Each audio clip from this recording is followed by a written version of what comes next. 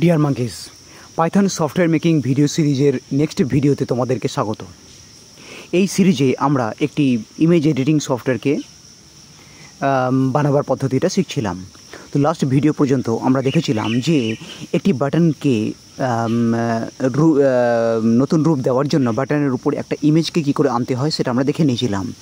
আজকের এই ভিডিওতে আমি দেখাবো তোমাদেরকে, অ্যাকচুয়ালি ফটোশপ সফটওয়্যারটাই ব্যবহার করেই আমি দেখাবো তোমাদেরকে যে বাটনের উপর একটা সুন্দর ইমেজকে কী করে সেট করতে হয়, যার দরুন বাটনটা দেখতে ভালো লাগবে এবং তোমার সফটওয়্যারটা অ্যাট্রাকটিভ হবে।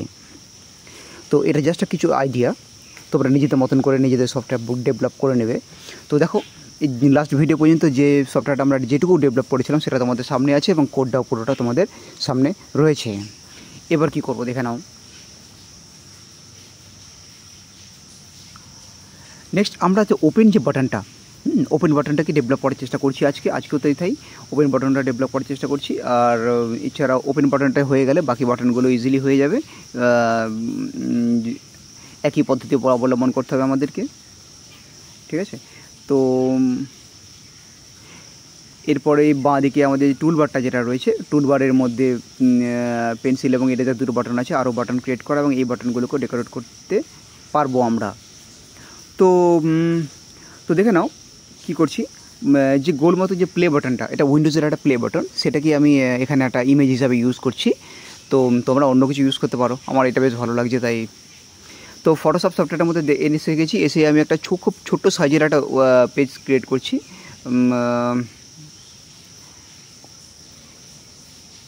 এই তোমার 10 মিলিমিটার বাই 5 মিলিমিটার, দেখি কতটা বড় হয় এটাতে। খুব বেশি ছোট হয়ে যাচ্ছে মনে হচ্ছে। দেখি এর মধ্যে কোনো সেই গোল প্লে বাটনের যে রেড গ্রিন ব্লু আইকনটা, ওটাকে এখানে আনলে কেমন লাগে দেখি। এই পিএনজি ইমেজটা এলো না, ব্যাকগ্রাউন্ডের লকটা ভাঙতে হবে। আই থিঙ্ক ফটোশপ সফটওয়্যার তোমাদের জানা আছে, এখানে ফটোশপ সফটওয়্যার কী করে ইউজ করতে হয় সেটার ট্রেনিং আমি আর দিচ্ছি না। এই নিয়ে প্রচুর ভিডিও ইউটিউবে অ্যাভেলেবেল রয়েছে।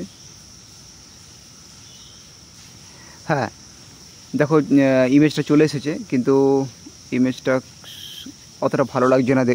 আমি সাইজটা পরিবর্তন করছি, কাগজের সাইজটা। এটাকে 20 millimetre bye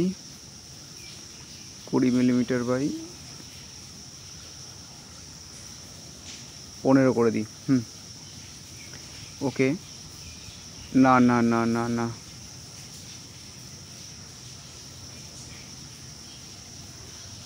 okay, at last এই মাপটা রাখলাম আমি। একটু দাঁড়াও, অ্যাট লাস্ট এই মাপটা রাখলাম।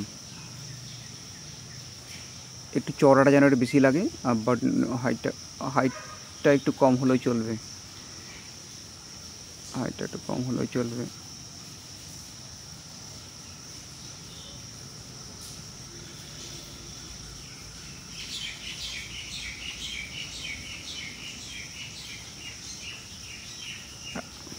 ওকে, এবার এখানে আমি ওপেন কথাটাকে আমি টেক্সট টুলের সাহায্যে লিখে দিয়ে ব্যাকগ্রাউন্ডে কোনো হোয়াইট পেপার বা হোয়াইট কাগজ কিছুই নেই। তো এটাকে জাস্ট পিএনজি ইমেজের কাজ তোমরা জানো। পিএনজি ইমেজ হচ্ছে ব্যাকগ্রাউন্ডটার সম্পূর্ণ রিমুভ হয়ে যায়, ব্যাকগ্রাউন্ডে কোনো কিছু থাকে না, ফরগ্রাউন্ডে যেই জিনিসগুলো রয়েছে অর্থাৎ গোল ইমেজটা এবং টেক্সটটা, এই দুটোই থাকবে, ব্যাকগ্রাউন্ডে কিছু থাকবে না। তো পিএনজি ফরম্যাটে সেভ করে নিচ্ছি। পিএনজি ফরম্যাটে সেভ করে নিয়ে যে নামে সেভ করলাম সেই নামটাই আমি ওই জায়গাতে উল্লেখ করে দেবো। এর আগে ভিডিওতে আমি দেখেছিলাম কোন জায়গাটা, যেখানে আমি ছবিটাকে ইম্পোর্ট করছি আমি আমার প্রোগ্রামের মধ্যে যে লাইনটা লিখেছি সেই লাইনটার মধ্যে লিখে দেবো। সেই লাইনটার মধ্যে লিখে দিলে এবং তারপরে এই জায়গাটা এখানটা লিখে দেবো ব্যাকস্পেস করে। এবং তারপরে কি করতে হবে, তারপরে এই যে লাইনটা লিখলাম, এই লাইনটার নাম হচ্ছে, লাইনটাকে কল করছে একটা ভেরিয়েবল, সেই ভেরিয়েবলটার নাম হচ্ছে img_1। এবং এই দেখো বাটনটা অলরেডি পরিবর্তন হয়ে গেছে, বাটনটা অলরেডি কাজও করছে, মাউসটা নিয়ে গেলে ক্লিক করলে কাজ করছে। তো দেখলে তোমরা যে একটা ছোটো কাগজ তৈরি করলাম, যেখানে ইমেজটা একটা ডিফল্ট একটা সুন্দর দেখে একটা ছবি নিয়ে এলাম, তার সঙ্গে কিছু টেক্সট লিখলাম, লিখে একটা বাটন বানালাম, বাটনের উপরে ইমেজটা নিয়ে গেলাম। কিন্তু চড়াটা খুব বেশি লাগছে, একটু যদি কেটে ছোটো করে নিই বা সরু লম্বাটে পাড়া করে নিই তাহলে দেখতে ভালো লাগবে। তো ক্রপ টুল দিয়ে এটাকে কেটে একটু ছোটো করে নিচ্ছি। আমার প্রথমেই মনে হয়েছিল হাইটটা একটু কম হওয়া দরকার।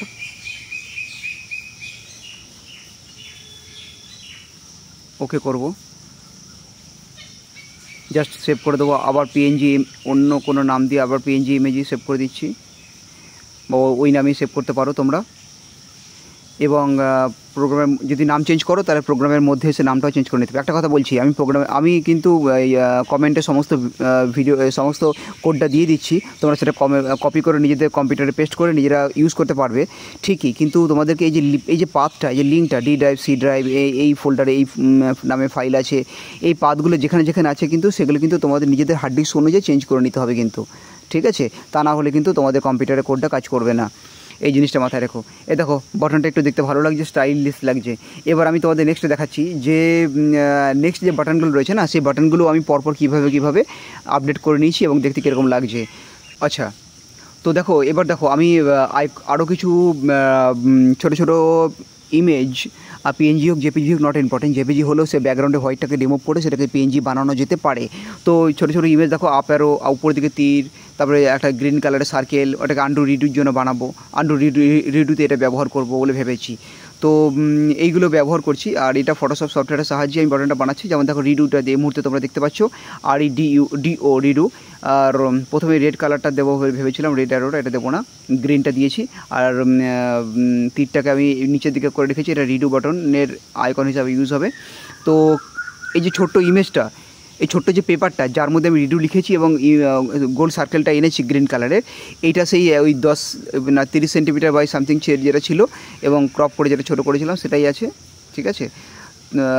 তোমরা নিজেদের মতন করে একটা ছোটো ক্যানভাস ক্রিয়েট করে তার মধ্যে টেক্সট এবং একটা ছোটো ইমেজ লিখে সেটাকে পিএনজি ফরম্যাটে সেভ করে সেই ইমেজটাকে, সেই পিএনজি ফরম্যাটের ইমেজটাকে প্রোগ্রামের মধ্যে লিখে দিলে তোমাদের বাটনটা সেরকম দেখতে হয়ে যাবে, এই দেখো আমি সমস্ত বাটনগুলো পরিবর্তন করে নিয়েছি। এই বাটনগুলো বাটনই আছে, কিন্তু উপরে যেগুলো রয়েছে, পাশে যেগুলো তীরগুলো দেখলে ওগুলো সব হচ্ছে যে ছোটো ছোটো ইমেজ, যেটা ফটোশপের সাহায্যে আমি সেট করেছি। এবার এই দেখো এই জায়গাটা যেটা সিলেক্ট করলাম, এইখানে এরকম পরপর করে লাইনগুলো সব লিখেছি আমি। প্রতিটা লাইনে সঙ্গে একটা করে আলাদা আলাদা ভেরিয়েবল রয়েছে। বাঁদিকে শুরুতে দেখে নাও, প্রতিটা লাইনে আগে আলাদা করে ভেরিয়েবল রয়েছে। বি আন্ডারস্কোর আপ মানে brightness up, B underscore down মানে brightness down, C underscore up মানে কন্ট্রাস্ট আপ, কন্ট্রাস্ট ডাউন, এরকম রয়েছে। ঠিক সেরকমভাবে তুমি আন্ডু রিডুকেও বানাচ্ছি, দেখে নাও। আন্ডু রিডু এখনও তৈরি হয়নি, তো আন্ডু জন্য একটা ভেরিয়েবল বানিয়েছি, আন্ডু 1 আর রিডু 1। এবার যেখানে আমি বাটনটা বানিয়েছি সেই বাটনটার উপরে যে টেক্সট ইকুয়াল টু যে কথাটা লেখা ছিল সেটাকে সম্পূর্ণরূপে মুছে ওই ভেরিয়েবলটাকে লিখে দিতে হবে। আমি আগের ভিডিওতে বলেছিলাম যে লাইনটা এক্ষুনি আমি দেখালাম তোমাদেরকে, আমি ওই লাইনটার সাহায্যে হার্ড ডিস্ক থেকে ইমেজটাকে ইম্পোর্ট করছি এবং ওই লাইনটার প্রথমে একটা ভেরিয়েবল বানিয়েছি, ওই ভেরিয়েবলটাকে এখানে উল্লেখ করে দিতে হচ্ছে। আই থিঙ্ক আমি বোঝাতে পারলাম। এই জায়গাটা এই লাইনগুলোর সাহায্যে আমি একটা করে ইমেজকে ইম্পোর্ট করছি। হ্যাঁ, প্রতিটা। আর রিডু ইমেজটাকে ইম্পোর্ট করছে, আন্ডু ওয়ানটাকে ইমেজটাকে ইম্পোর্ট করছে। আর ওখানে জাস্ট আমি এই যে ভেরিয়েবলটা আমি যেখানে বাটনটা বানিয়েছি বাটনটার ওখানে আমি লিখে দিচ্ছি। এই দেখো প্রতিটা বাটনের উপর একটা করে ইমেজ চলে এসেছে। তো বাটনকে কী করে স্টাইলিশ করতে হয় এই নিয়ে এটা আই থিঙ্ক সেকেন্ড কি থার্ড ভিডিও আই থিঙ্ক তোমাদেরকে বোঝানো গেছে যে তোমরা একটা তোমাদের টিকি ইন্টারের সাহায্যে তোমরা নিজেদের যে সফটওয়্যারটা ডেভেলপ করবে, যে সফটওয়্যারই বানাও না কেন তোমরা, তো সেই সফটওয়্যারের মধ্যে কিছু বাটন তো থাকবেই। আর বাটনটাকে স্টাইলিশ করে দিলে কী হবে, সফটওয়্যারটা দেখতে অ্যাট্রাকটিভ হয়ে থাকে। তো বাটনগুলোকে কীভাবে ডেভেলপ করতে পারি বা অ্যাট্রাকটিভ করতে পারি তার একটা আইডিয়া আমি দিলাম। এই আইডিয়াটা নিয়ে তোমরা নিজেদের মতন করে নিজেদের সফটওয়্যার ডেভেলপ করে নেবে। ওকে, এরপর আছে পেন্সিল এবং এরেজার বাটন দুটো ডেভেলপ করবো এবং তার সঙ্গে সঙ্গে নেক্সট ভিডিওতে তোমাদেরকে দেখাবো একটি টেক্সট বাটন কী করে ডেভেলপ করতে হয়। টেক্সট বাটন মানে কি, মানে ফাইল বাটনে ক্লিক করে আমি নিউ করবো, একটা হোয়াইট পেজ আসবে, হোয়াইট পেজের মধ্যে আমরা কিছু লিখবো, যেমন নোটপ্যাডের মধ্যে লিখি, সেই সিস্টেমটা এখানে কী করে অ্যাপ্লাই করবো সেটা তোমাদের নেক্সট ভিডিওতে দেখাবো। আজকে ভিডিওতে এ পর্যন্তই, ধন্যবাদ।